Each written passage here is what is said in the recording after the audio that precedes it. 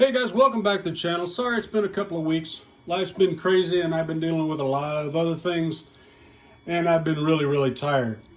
But today we're not here to talk about that. We're here to talk about my problem.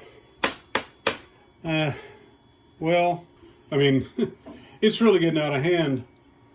But maybe it's a problem I can handle. Well, okay, maybe I need some help.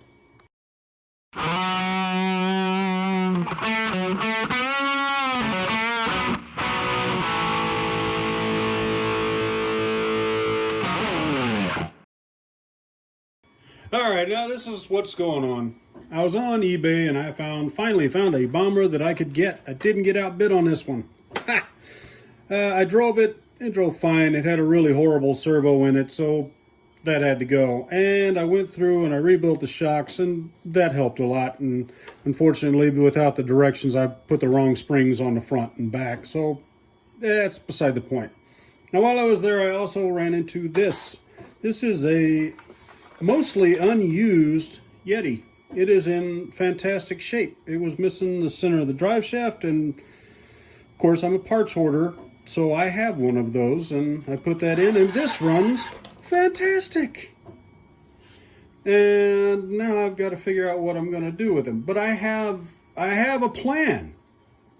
It's maybe not a great plan, but it's a plan.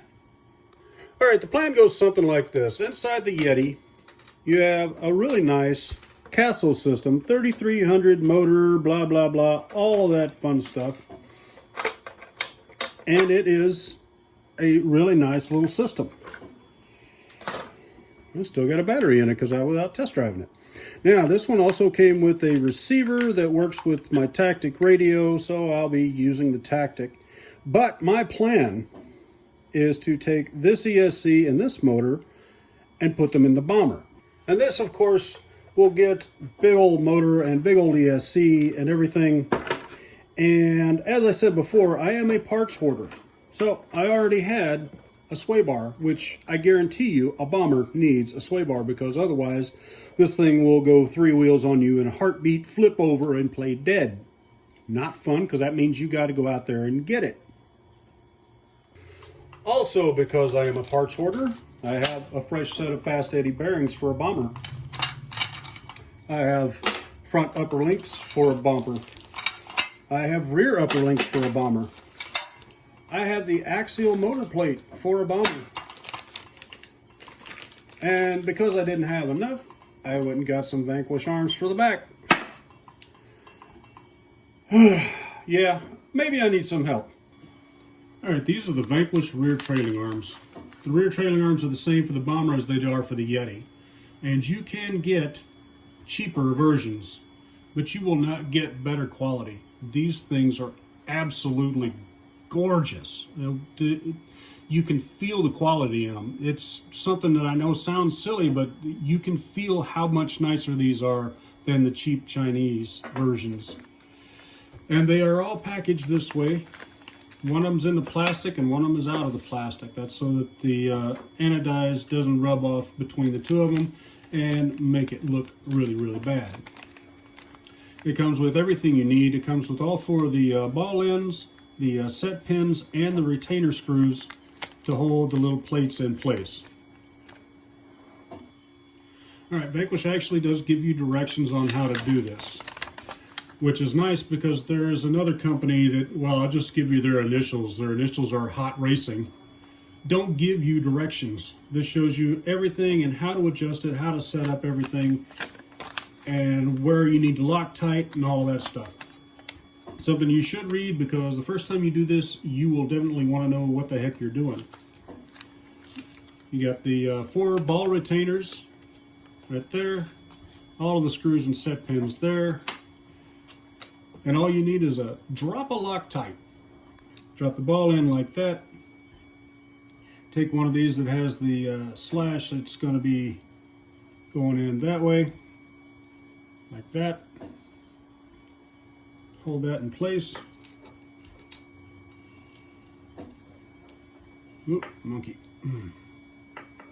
My fingers are too big and these screws are really small.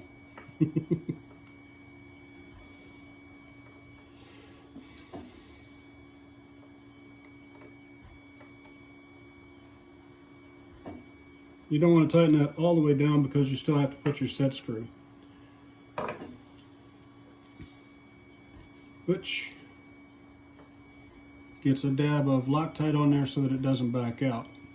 Now we'll do that after, because this is just demonstrating how to put them together. And when you put them in there, make sure that you get them started in there straight. Now what this is going to do is this is going to, you can see that ball is really sloppy.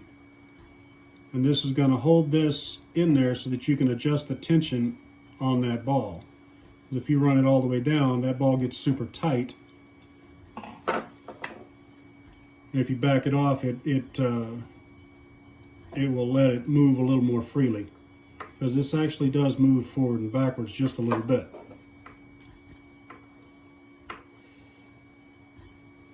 And right about there, it's pretty well jammed tight.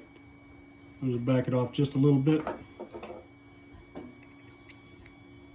Tighten that screw. No, there's a little bit of tension in there, but not a lot. All you gotta do is do that 4 more times, and you are set. All right, I'm going to do that off camera, and then we'll go through installing them on the car. By the way, this is the VPS07352 trailing arm set. You can find them on Vanquish's website. I found these actually at my local hobby store. It's about $45 for these arms. And I will admit that that is a significant expense for just a pair of links. But I'm telling you, these things, after you've replaced a couple of these links, you will just go and buy these, because by the time you get around to buying these, you will have replaced 3 sets of the stock ones. Even with the aluminum bands and all that stuff, which I have run, this is just going to save you so many headaches. Just go get them. Just save yourself that trouble. All right, let's get the truck over here and get everything set up. All right, with the wheels out of the way, you're going to need to remove the pin that's in here, the screw that's in here, the screw and lock nut here, and this link will come out. Fairly simple. Let's do that.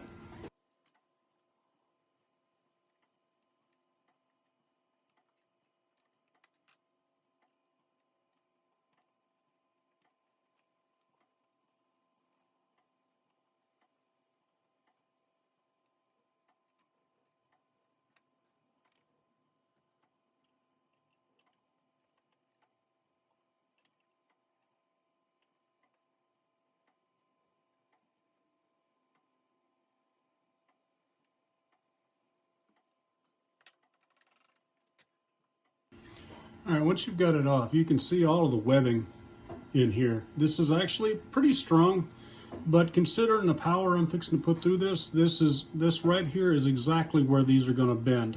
I've bent them on my other bomber, I've bent them on my Yeti, I've bent them on my Yeti again, I bent them on the Yeti a 3rd time. Now, by the way, the Yeti has a set of these arms as well. All right, I'm going to save this screw right here and put it in the arm as well, because I plan on using a double shock if I need to, and it'll be handy to have that screw in there already. All right, let's get the new arm on.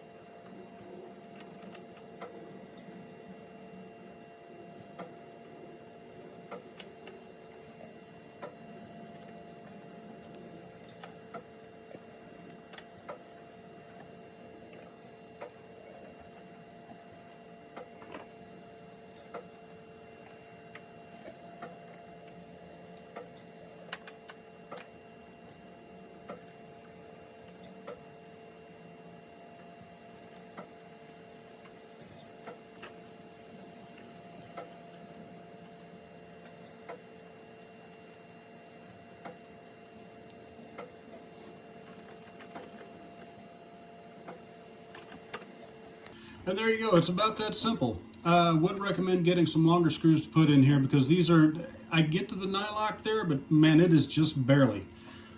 Once you get that in there, you notice that this one also has 3 spots to put your shocks, where the stock one only had 2. This one back here is just a mounting for the reinforcing plates that they'll sell you for basically 3/4 of what a set of these will cost you. So do yourself a favor, just pay the $45 for the new arms and stop using the plastic ones. Keep the plastic ones because you never know, you may want to move up, put the original arms back on this and take your good arms off and move it down the road.